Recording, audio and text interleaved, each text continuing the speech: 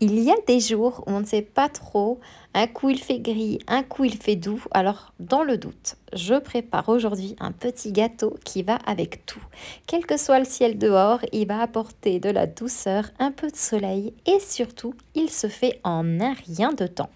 Pas de sucre, pas de farine, pas de gluten, seulement 4 ingrédients et beaucoup de moelleux. Alors je commence par éplucher une mangue bien mûre que je coupe en morceaux pour aider un peu le robot et je la mixe finement jusqu'à obtenir une purée bien lisse et bien liquide. Mais tu peux aussi utiliser de la pulpe toute prête si tu préfères. Je prélève donc 110 g de cette purée et je la verse dans un bol. Ensuite, j'ajoute 2 gros œufs.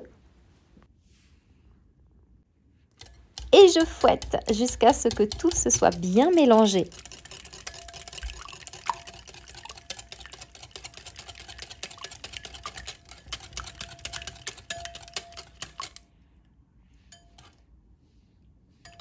Puis j'ajoute 80 g de poudre d'amande ou alors de la farine d'amande si tu préfères une texture encore plus fine. Je mélange à nouveau à l'aide de mon fouet manuel.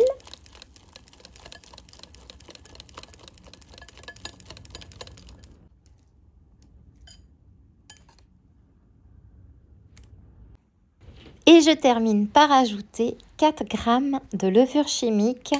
Je mélange à nouveau et enfin la pâte à gâteau est prête.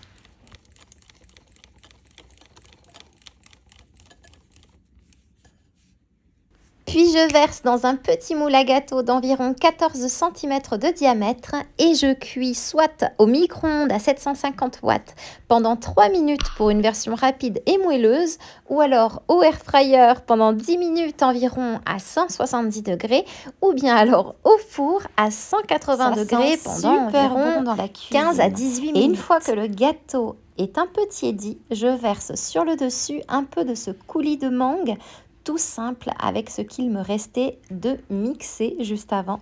C'est frais, c'est doux, ça coule doucement sur le gâteau chaud et ça change complètement tout.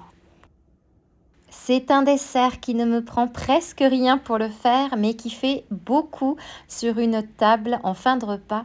C'est vraiment à savourer soit un jour de pluie, comme on en a en ce moment, ou alors sous une lumière dorée de fin d'après-midi. Peu importe, il fera du bien à tout le monde.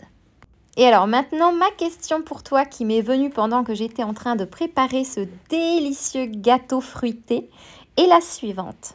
Est-ce que tu cuisines selon le temps qu'il peut faire dehors ou alors est-ce que tu te laisses plutôt guider par l'envie du moment ou alors avec ce qu'il te reste à la maison?